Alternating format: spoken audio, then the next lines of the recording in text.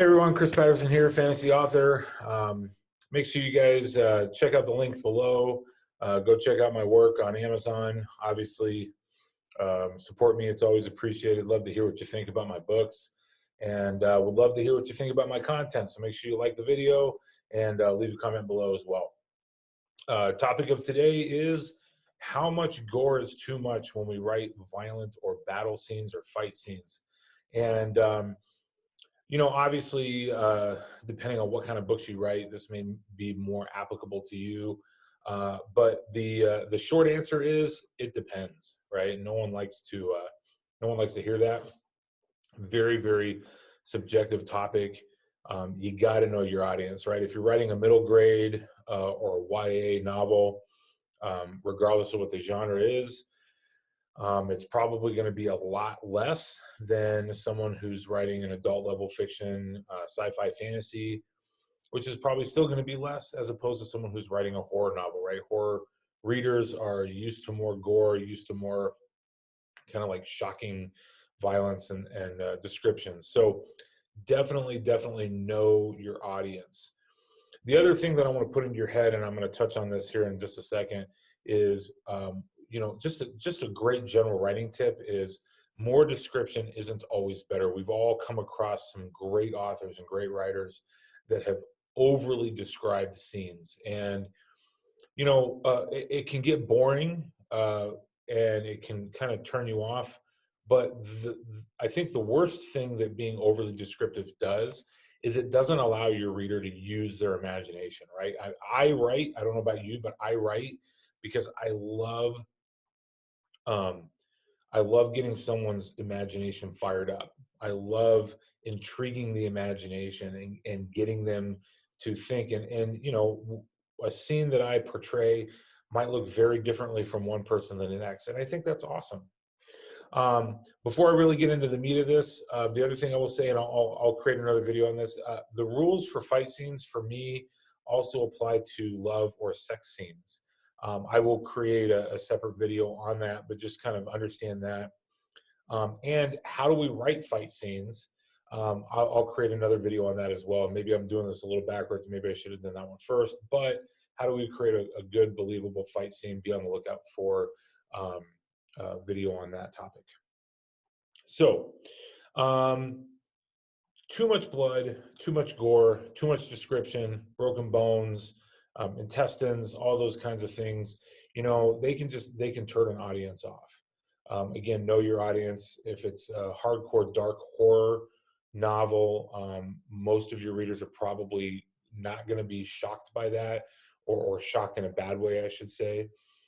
But again, we want to intrigue the imagination. So if we overly describe the way someone dies, if we overly describe the wounds on their body and what those wounds are doing, and coming out of those wounds, and the sounds and the sights and the smells, we want our audience to create those sensations for themselves. I did another video on how to how to emotionally charge your reader in such a way that they want to cry. And one of the ways that we do that is through juxtaposition, through contrasting. And so I think with a fight scene that can also be a great tool, and that is to describe a person dying and then compare that to their outside environment. That's a great tool to use to get that imagination going. But again, we want our reader to really think about and come up with their own scenes in their head in relationship to our writing. On the other end of that, though, is if me as a fantasy author, high fantasy or epic fantasy, if someone stabs someone else and I just say so and so stabbed so and so, that's a little too vanilla. My audience is normally an adult audience, primarily male audience, and so they definitely want more description than that. Maybe they want to know what's going on the victim's face, what is being said, things like that. And it's got to be realistic. That's the other thing that I find, especially with fantasy, is we so badly, again, want to elicit this emotional response that we get over the top. You know, in a normal situation, magic aside, being a big tough ogre aside, in a normal situation, normally it just takes one really good stab or slash, and that's going to take someone's life. So you know, if we talk about someone being riddled with stab wounds and they're still not dead, or they've been bleeding for hours or whatever, and they're still not dead, then that creates a moment of, that's a break from reality, and it's really really hard, I think, sometimes for, even in fantasy, for the reader to really come back and believe the scene. um,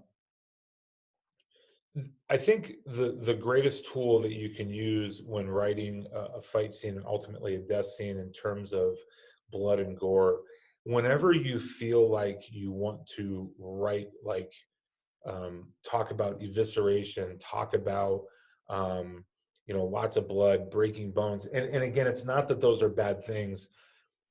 What other description can you throw into that scene that will intrigue the imagination? What's going on in the person's face? What are their facial expressions? How is their body moving? What is their breathing like? What are the words that they're saying? And I think that these kinds of descriptions will create more of an intrigue and more of a response, a positive response. And when I say positive, obviously I mean that the reader wants to continue to read. More of a positive response than heavily describing the death or the damage itself. And I think movie directors and screenwriters miss this point a lot too. It means a lot more to me to see someone who is tough and hard, and they receive a mortal wound. I mean, if the writer describes them as crying and pleading, crying out for their mom, to me, that elicits way more of a response than me seeing or reading about their intestines spilling out of the wound and bleeding all over the place, and bones being broken. So just to kind of recap, definitely know your audience, know what kind of genre you're writing, and know what age group, grade level, gender. I think those are all things that you need to take into consideration. Remember that more description is not always better, but too little description is always not very good either. So we want to be in that sweet spot. And in writing violent scenes and writing fight scenes, make sure that you focus more on the emotional and physical response that your characters have, as opposed to the actual fighting or the actual damage done during that fight scene or that death scene. I hope this helps. Remember, happy reading, happy writing. Make sure you check out my work. Make sure you like and subscribe. Like the video, subscribe to my channel, and be on the lookout for the next video. Until then, see you and peace.